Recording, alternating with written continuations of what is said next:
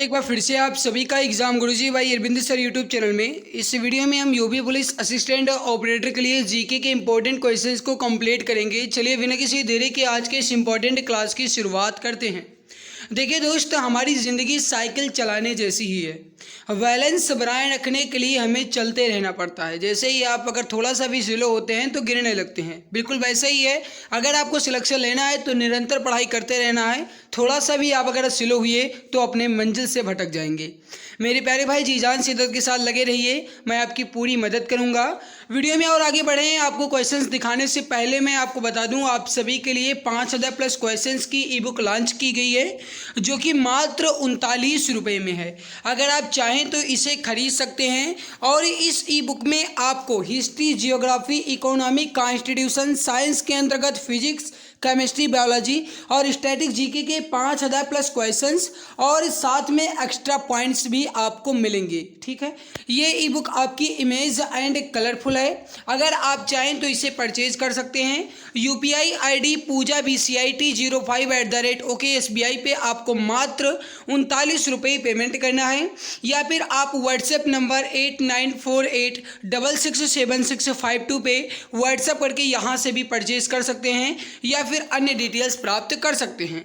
इस ई बुक में UP police को सबसे ज़्यादा प्रायोरिटी दी गई है, क्योंकि गाइस ये हमारा टारगेट है कि इस ई बुक को अगर आप पढ़ लेते हैं तो मैं इतना दावा कर सकता हूं कि आपके यूपी पुलिस कांस्टेबल का एग्ज़ाम हो या असिस्टेंट ऑपरेटर का एग्ज़ाम हो, आपको बहुत ज़्यादा हेल्प मिलेगी। चलिए अब हम शुरू करते हैं आज के इस इंपॉर्टेंट क्लास को। क्लास खत्म होने के बाद आप अपना स्कोर ज़रूर बताइएगा। चलिए शुरू करते हैं कि आपके कितने क्वेश्चन राइट होते हैं, कितने क्वेश्चन रॉन्ग होते हैं।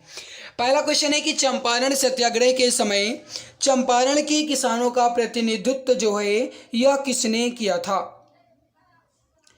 अब मेरे प्यारे भाई, ये क्वेश्चन जो है ये वैसे भी अगर कहा जाए तो छोटे छोटे बच्चे भी जानते होंगे, क्योंकि गाइस कहा जाए तो महात्मा गांधी जी का सबसे पहले अगर कोई भी आंदोलन हुआ मेरे प्यारे भाई तो वो हुआ था चंपारण का सत्याग्रह आंदोलन।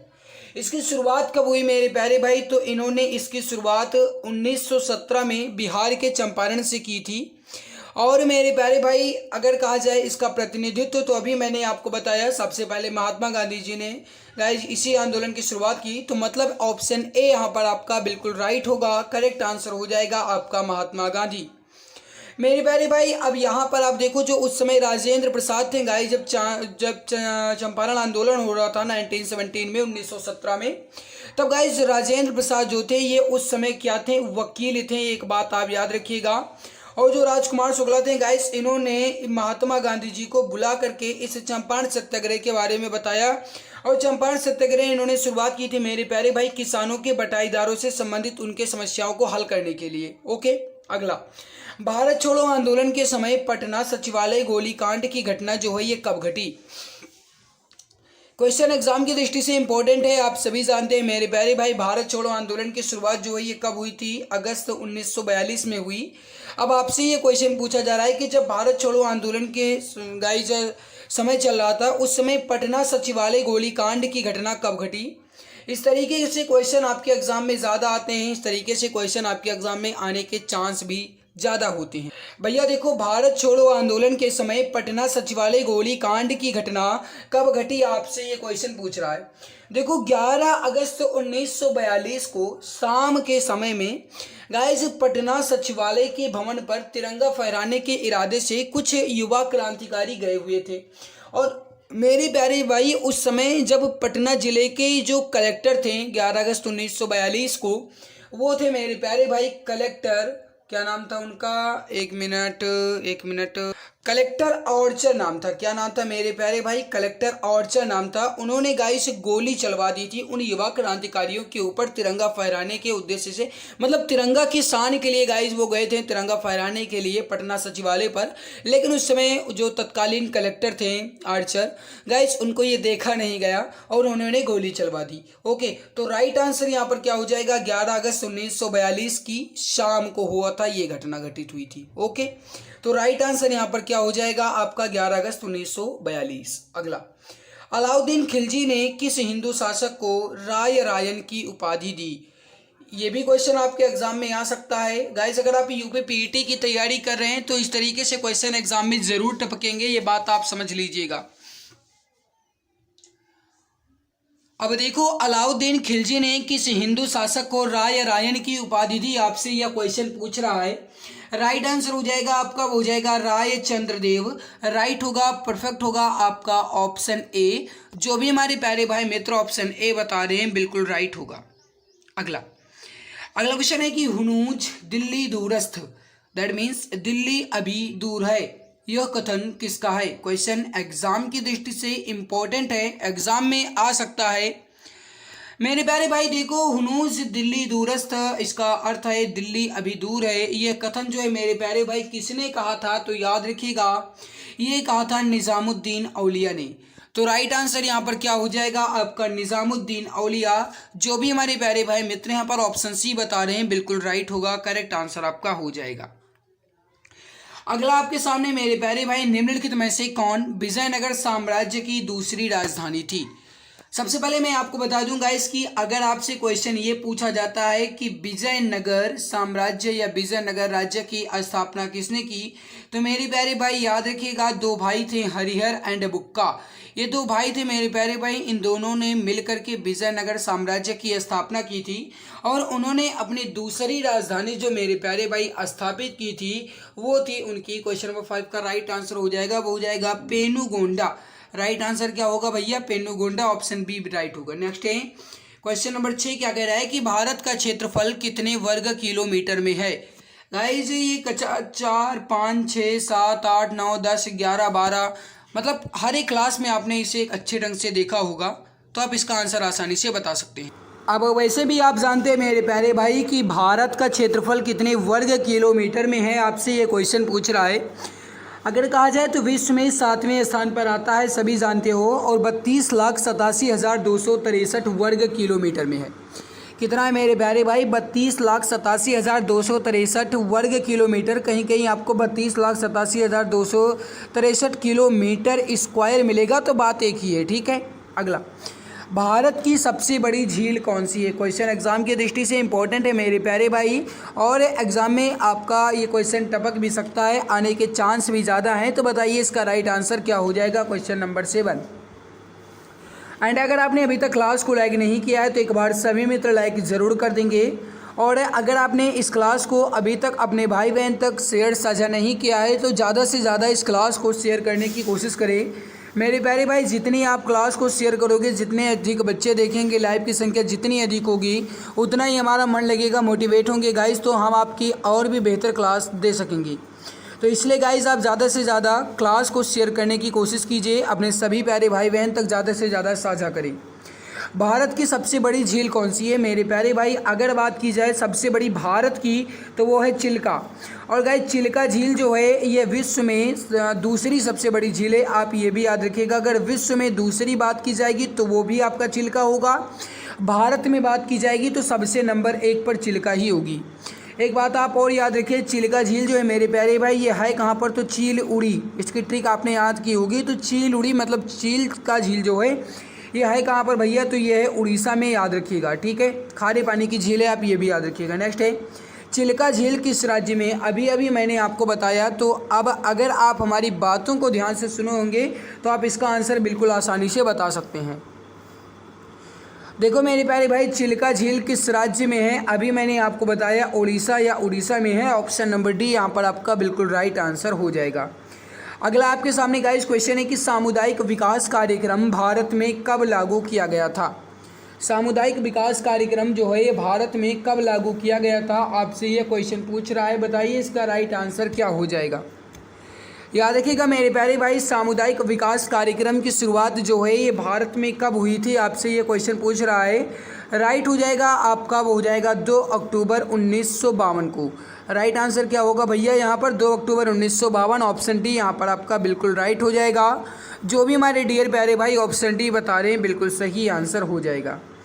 अगला क्वेश्चन, भले ही क्वेश्चन आपको टफ लग रहा हो लेकिन इंपॉर्टेंट बहुत है, समझने के बाद आंसर दीजिएगा। मेट्रोपॉलिटन योजना समिति का गठन कितने निर्वाचित सदस्यों के द्वारा होता है?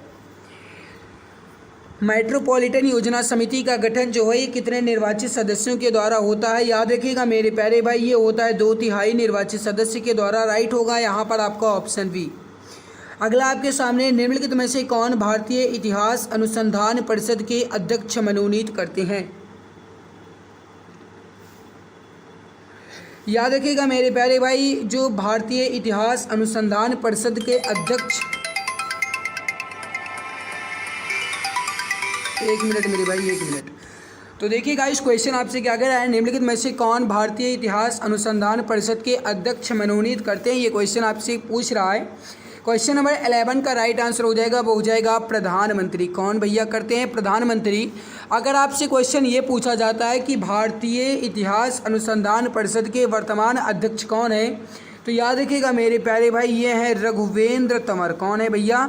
रघुवेंद्र तंवर है, जो कि कुरुक्षेत्र से संबंधित हैं। ठीक है, याद रखिएगा। अगला, निम्नलिखित में से कौन सा एक भारत सरकार के वित्त मंत्रालय का विभाग नहीं है? वैसे अगर आप ऑप्शन को देखेंगे तो इसका आंसर आप बिल्कुल आसानी से बता सकते हैं। थोड़ा सा समझने की बात है, समझने के बाद आंसर दीजिएगा। कौन सा एक भारत सरकार के वित्त मंत्रालय का विभाग नहीं है? मेरे प्यारे भाई, वित्त मंत्रालय का विभाग नहीं आपसे पूछ रहा है। आय विभाग, व्यय विभाग, आर्थिक मामलों का विभाग, ये 3 के 3 विभाग जो है मेरे प्यारे भाई, ये वित्त मंत्रालय से संबंधित हैं, लेकिन लेखा विभाग इससे संबंधित नहीं है, याद रखिएगा। तो राइट आंसर क्या होगा भैया? आपका ऑप्शन ए बिल्कुल सही होगा। अगला, सोवियत संघ के विघटन के पश्चात क्षेत्रफल की दृष्टि से विश्व का सबसे बड़ा देश कौन सा है? थोड़ा समझने के बाद आंसर दीजिएगा। क्वेश्चन आपसे क्या कह रहा है मेरे प्यारे भाई, सोवियत संघ के विघटन के पश्चात क्षेत्रफल की दृष्टि से विश्व का सबसे बड़ा देश। मेरे प्यारे भाई, विश्व का सबसे बड़ा देश क्षेत्रफल की दृष्टि से है, वो है भैया आपका रूस। दूसरे पर आता है कनाडा। ठीक है, तो नंबर 1 पर रूस, दूसरे पर कनाडा। तो राइट आंसर यहाँ पर क्या हो जाएगा? आपका ऑप्शन ए, रूस जो है ये गाइस क्षेत्रफल की दृष्टि से सबसे बड़ा देश है, याद रखिएगा। तो राइट आंसर यहाँ पर क्या हो जाएगा? आपका रूस। नेक्स्ट है आपके सामने, विश्व का सबसे अधिक गर्म स्थान माने जाने वाला अजीजिया किस देश में है? हालांकि गाइज ये क्वेश्चन जो है ये कहा जाए तो थोड़ा रॉन्ग भी हो सकता है, लेकिन एक बात आप याद रखिएगा, जब माने जाने की बात की जाएगी तो सही भी हो सकता है। देखो मेरे प्यारे भाई, जो अजीजिया है ये पड़ता है लीबिया में। वैसे भी आप याद रख सकते हैं अजीजिया लीबिया है ना, ट्रिक के माध्यम से आप इसको याद रख सकते हैं। तो राइट आंसर क्या होगा भैया? आपका लीबिया में है। करेक्ट आंसर हो जाएगा आपका ऑप्शन नंबर सी। चांदी का अग्रणी उत्पादक देश कौन सा है? अब मेरे प्यारे भाई, अग्रणी उत्पादक देश कहने का मतलब ये है कि चांदी का सबसे ज़्यादा उत्पादन जो है ये किस देश में होता है? आपसे ये क्वेश्चन पूछ रहा है, इसका आंसर आप बताएंगे। राइट आंसर क्या हो जाएगा? एंड अगर आपने अभी तक क्लास को लाइक नहीं किया है तो एक बार सभी मित्र लाइक ज़रूर कर देंगे, और जिसने अभी तक क्लास को शेयर या साझा नहीं किया है, ज़्यादा से ज़्यादा शेयर करने की कोशिश करें, सपोर्ट करने की कोशिश करें, तभी आपको डेली क्लासेस मिल पाएंगी।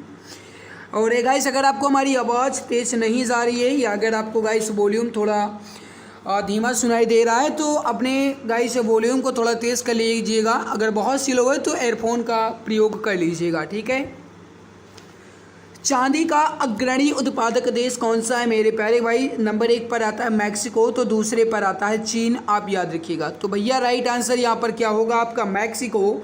ऑप्शन डी, जो भी यहाँ पर प्यारे भाई मित्र ऑप्शन नंबर डी मैक्सिको बता रहे हैं, बिल्कुल सही हो जाएगा। करेक्ट आंसर आपका हो जाएगा। पौधे किस रूप में नाइट्रोजन ग्रहण करते हैं? क्वेश्चन आपसे क्या कह रहा है, समझने के बाद आंसर देना भैया। पौधे जो हैं ये किस रूप में नाइट्रोजन ग्रहण करते हैं, आपसे यह क्वेश्चन पूछ रहा है। बताइए राइट आंसर क्या हो जाएगा? Question number 16। याद रखिएगा मेरे प्यारे भाई, पौधे जो हैं ये नाइट्रेट्स के रूप में नाइट्रोजन का गाइस ग्रहण करते हैं। तो राइट आंसर क्या होगा मेरे प्यारे मित्र?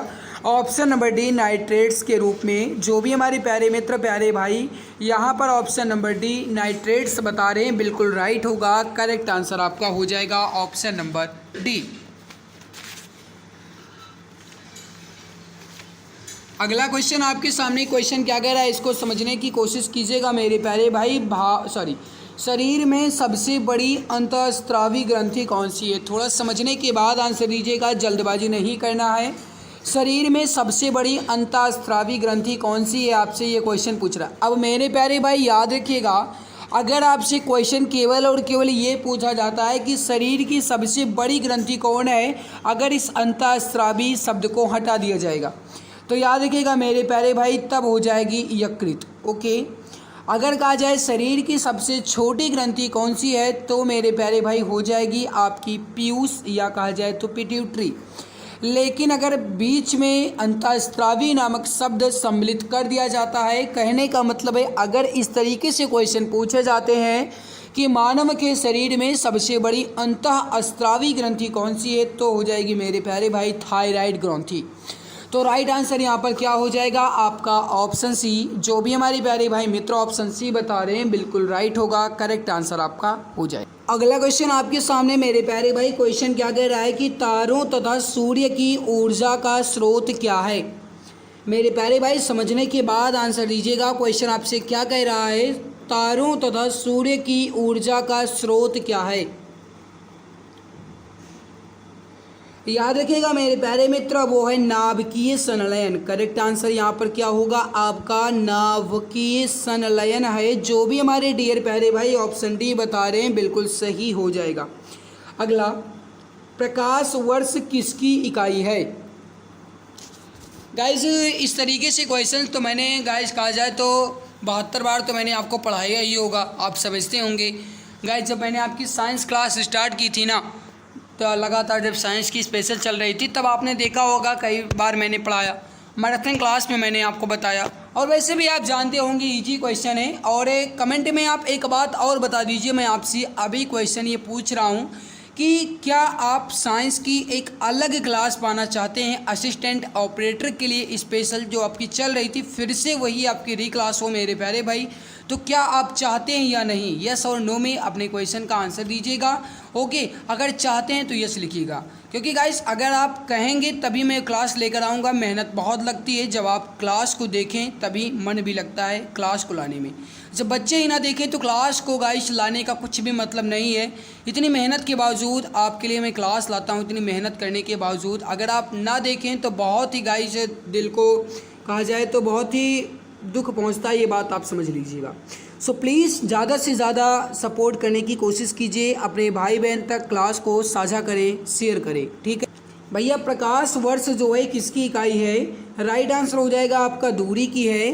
करेक्ट आंसर हो जाएगा आपका ऑप्शन नंबर सी। अगला आपके सामने गाइस क्वेश्चन है कि न्यूट्रॉन की खोज जो है ये किसने की थी। अब देखो मेरे प्यारे भाई, न्यूट्रॉन की खोज किसने की, आपसे ये क्वेश्चन पूछ रहा है। अब इसकी एक बात आप ट्रिक याद रखिएगा गाइस, जो नाभिक में 3 परमाणु होते हैं, कौन कौन होता है भैया, वो होता है आपका न्यूट्रॉन, इलेक्ट्रॉन, प्रोटॉन, ये 3 होते हैं। ट्रिक याद रखिएगा गाइस, वो है आपका ईंट पर नाचें। याद रखिएगा मैंने ट्रिक यहाँ पर क्या आपको बताई, ईंट पर ना और चें याद रखिएगा, ठीक है। नाचें है अवधी भाषा कुछ है। तो ई मतलब हो गया मेरे प्यारे भाई इलेक्ट्रॉन, और ट मतलब हो गया आपका जे थॉमसन। ओके, तो इलेक्ट्रॉन की खोज किसने की, तो वो की थी जे थॉमसन ने। पी मतलब प मतलब हो गया आपका प्रोटॉन, और प्रोटॉन की खोज किसने की मेरे प्यारे भाई, तो वो की थी रदरफोर्ड ने। और यहाँ पर न मतलब हो गया मेरे प्यारे भाई न्यूट्रॉन, और च मतलब हो गया आपका चैडविक। तो मतलब न्यूट्रॉन की खोज किसने की थी, तो जेम्स चैडविक ने। तो करेक्ट आंसर यहाँ पर क्या होगा मेरे प्यारे भाई, आपका ऑप्शन बी जेम्स चैडविक बिल्कुल राइट होगा। जो भी हमारे प्यारे भाई मित्र यहाँ पर ऑप्शन नंबर बी बता रहे हैं बिल्कुल सही आंसर हो जाएगा। अगला कि कोल्ट जो हैं ये किसके आविष्कार के लिए विख्यात हैं। गाइस कहीं कहीं आपको ये क्वेश्चन इस प्रकार भी मिलेगा कि सैमुअल कोल्ट। अब देखो कहीं कहीं आपको सैमुअल कोल्ट मिलेगा तो कहीं केवल और केवल कोल्ट ही मिलेगा। वैसे भी आप जानते हैं गाइस कोल्ट का पूरा नाम सैमुअल कोल्ट है, और इन्होंने गाइस पिस्टल का आविष्कार किया, या कहा जाए तो रिवॉल्वर का आविष्कार किया था। राइट आंसर होगा मेरे प्यारे भाई आपका ऑप्शन डी रिवॉल्वर बिल्कुल करेक्ट होगा, परफेक्ट होगा।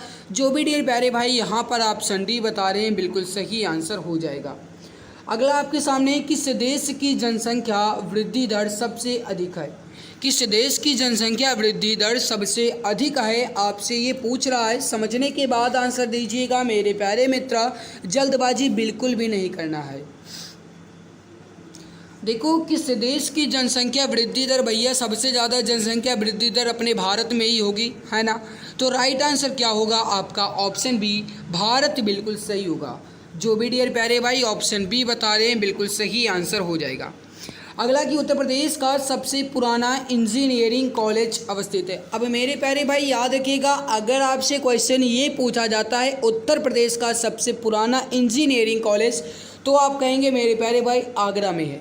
तो वहीं अगर आपसे क्वेश्चन ये पूछा जाता है कि भारत का सबसे पहला या सबसे पुराना इंजीनियरिंग कॉलेज, तो वह मेरे प्यारे भाई रुड़की में है। कहाँ है भैया? रुड़की में है, जिसकी स्थापना लॉर्ड डलहौजी ने 1847 में की थी। ये गाइस भारत का सबसे पुराना इंजीनियरिंग कॉलेज वो है रुड़की इंजीनियरिंग कॉलेज। अगर उत्तर प्रदेश की बात की जाएगी तो वो है आगरा का इंजीनियरिंग कॉलेज। ओके, तो राइट आंसर यहाँ पर उत्तर प्रदेश की बात की गई तो ऑप्शन सी बिल्कुल राइट होगा। जो भी डियर प्यारे भाई ऑप्शन सी बता रहे हैं बिल्कुल सही आंसर हो जाएगा। अगला, देश में वन संबंधी शिक्षा कब से प्रारंभ हुई? देश में वन संबंधी शिक्षा कब से प्रारंभ हुई आपसे ये पूछ रहा है। राइट आंसर हो जाएगा मेरे प्यारे भाई 1878 या कहा जाए 1878। ऑप्शन डी बिल्कुल करेक्ट हो जाएगा। उत्तर प्रदेश की 10वीं पंचवर्षीय योजना में किसको सर्वोच्च प्राथमिकता दी गई थी?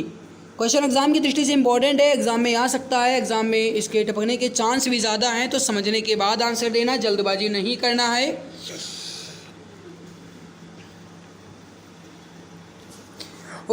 उत्तर प्रदेश की 10वीं पंचवर्षीय योजना में किसको सर्वोच्च प्राथमिकता दी गई, आपसे यह क्वेश्चन पूछ रहा है। राइट आंसर होगा मेरे प्यारे भाई क्वेश्चन नंबर 25 का, वो हो जाएगा उद्योग। करेक्ट हो जाएगा आपका ऑप्शन ए। ध्यान दीजिएगा, उत्तर प्रदेश की यहाँ पर बात कर रहा है तो उद्योग आपका बिल्कुल राइट होगा। उत्तर प्रदेश में जिला योजना समितियों का गठन कब किया गया? उत्तर प्रदेश में जिला योजना समितियों का गठन जो है ये कब किया गया? क्वेश्चन नंबर 26 एग्ज़ाम की दृष्टि से आईएमपी क्वेश्चन है, एग्ज़ाम में आ सकते हैं। याद रखिएगा मेरे प्यारे भाई, इसकी स्थापना हुई थी 1999 में, दैट मीन्स 1999 में उत्तर प्रदेश में जिला योजना समिति का गठन किया गया। ऑप्शन ए राइट होगा। अगला आपके सामने गाइस क्वेश्चन नंबर 32। बीच में मैंने गाइस कुछ क्वेश्चंस को स्किप कर दिया, चूँकि वो क्वेश्चन जो थे मेरे प्यारे भाई वो आपके करंट अफेयर से रिलेटेड थे, जो कि पुराने करंट अफेयर थे। क्वेश्चन आपके सामने, अर्थशास्त्र में बाजार से क्या अभिप्राय है? मेरे प्यारे भाई अर्थशास्त्र में बाजार से क्या अभिप्राय है, ये क्वेश्चन आपसे पूछ रहा है। गाइस ये थोड़ा ट्रिक लेवल क्वेश्चन है और एग्ज़ाम में आ भी सकते हैं, इंपॉर्टेंट भी हैं। देखो बाजार के क्या अभिप्राय है, मतलब गाइस अर्थशास्त्र के क्षेत्र में देखा जाए तो बाजार से क्या अभिप्राय है, आपसे ये क्वेश्चन पूछ रहा है। याद रखिएगा मेरे प्यारे भाई, इसका मतलब है प्रतियोगिता की उपस्थिति। क्या मतलब है भैया? प्रतियोगिता की उपस्थिति। ऑप्शन बी राइट होगा। नेक्स्ट है, निम्नलिखित में से कौन सी योजना ग्रामीण लोगों के गृह निर्माण के लिए बनी थी या बनी है, ये भी कह सकते हो। हालांकि गाइस ये एक पुराना नाम है, वर्तमान में उसे कुछ दूसरे नाम से जाना जाता है। अगर आप जानते होंगे तो आप आसानी से बता सकते हैं। बताइए राइट आंसर क्या हो जाएगा? मेरे प्यारे भाई याद रखिएगा, इंदिरा आवास योजना। इंदिरा आवास योजना जो है मेरे प्यारे भाई गृह निर्माण के लिए बनाई गई योजना है। हालांकि गाइस इंदिरा आवास योजना का नाम जो है यह सितंबर 2016 में बदल करके प्रधानमंत्री आवास योजना कर दिया गया, जो कि आज गाइस ये नया नाम है ना। मतलब वर्तमान में जो गाइस प्रधानमंत्री आवास योजना है, अगर कहा जाए इसका पुराना नाम क्या था तो वो था मेरे प्यारे भाई इंदिरा आवास योजना, जो कि गाइस सितंबर 2016 में बदली गई प्रधानमंत्री आवास योजना के रूप में। तो राइट आंसर क्या हो जाएगा आपका? Option A. भारत में ऐसा पहला रेलवे स्टेशन कौन सा है जहां वाईफाई की सुविधा उपलब्ध कराई जा चुकी है? अब मेरे प्यारे भाई इसका आंसर आप बता सकते हैं, क्या हो जाएगा? भारत में एकमात्र ऐसा पहला रेलवे स्टेशन कौन सा है जहां वाईफाई की सुविधा जो है ये उपलब्ध कराई जा चुकी है? भैया फ्री वाईफाई रहता है, नेट नहीं चलता है, पहुंच जाओ वहां पर, जितना हो सके उतना चला सकूं। तो राइट आंसर होगा भैया वो हो जाएगा आपका बेंगलुरु सिटी में, बेंगलुरु रेलवे स्टेशन पर। करेक्ट होगा आपका ऑप्शन डी। नेक्स्ट है आपके सामने, निम्नलिखित में से किस वैदिक साहित्य में मोक्ष की चर्चा मिलती है?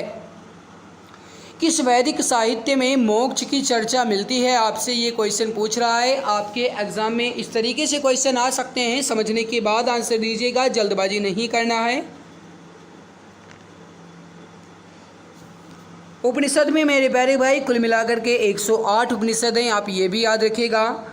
अगला आपके सामने सूर्य ताप के अवशोषण में सबसे महत्वपूर्ण भूमिका किसके द्वारा निभाई जाती है? सूर्य ताप कहने का मतलब है मेरे प्यारे भाई सूर्य के ताप को अवशोषण करने में सबसे ज़्यादा महत्वपूर्ण भूमिका जो है ये किसकी होती है? कार्बन डाइऑक्साइड, ओजोन, ऑक्सीजन या फिर धुंधु। धुंधु मतलब वह मेरे प्यारे भाई जो धुएँ होते हैं, है ना, धूल कण होते हैं, उसकी बात यहाँ पर कर रहा है।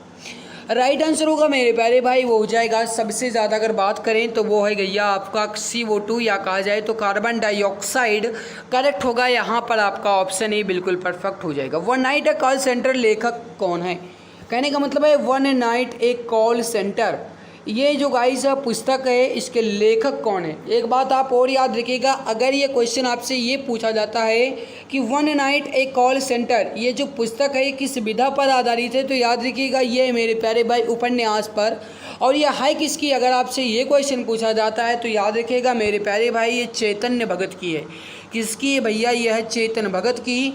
पुस्तक का नाम क्या है? वन नाइट ए कॉल सेंटर।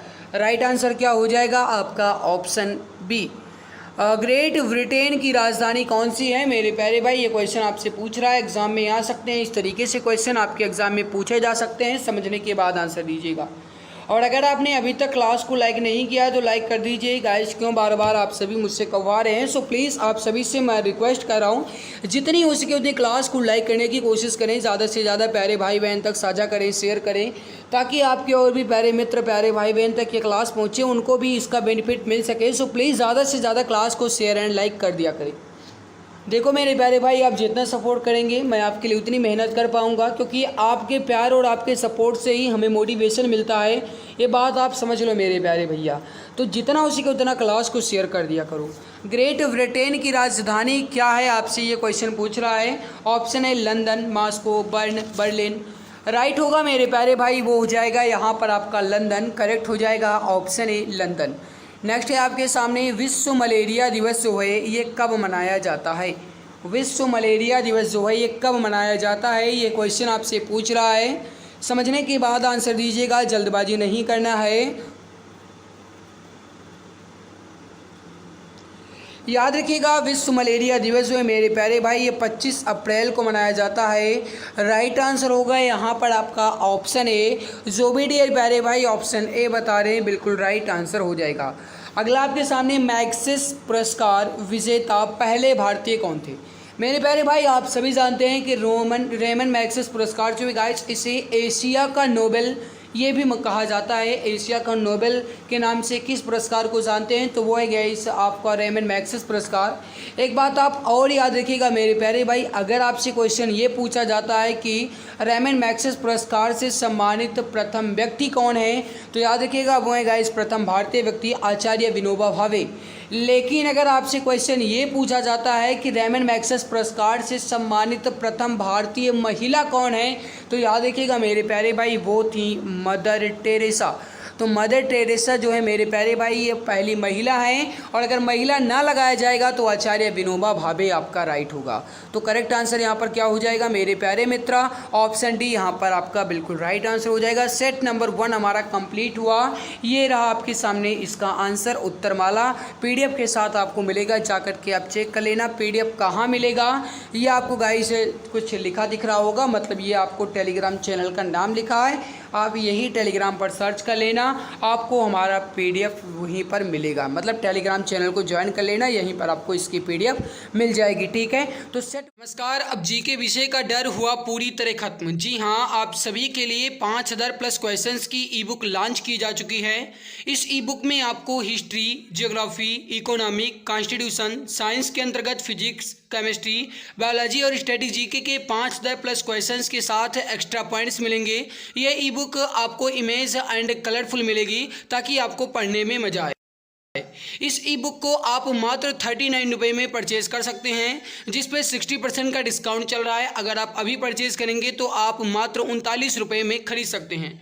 इसको खरीदने के लिए UPI ID पूजा BCI T05@OKSBI पर आपको मात्र 39 रुपये पे करना है, या फिर अन्य डिटेल्स आप व्हाट्सएप नंबर 8948667652 पे आप प्राप्त कर सकते हैं। यहाँ से भी आप परचेज कर सकते हैं। यह ई बुक आपको सभी एग्जाम्स में बहुत ज़्यादा हेल्प करेगी और आपको सिलेक्शन दिलाने में बहुत ज़्यादा मदद करेगी। बहुत बहुत धन्यवाद।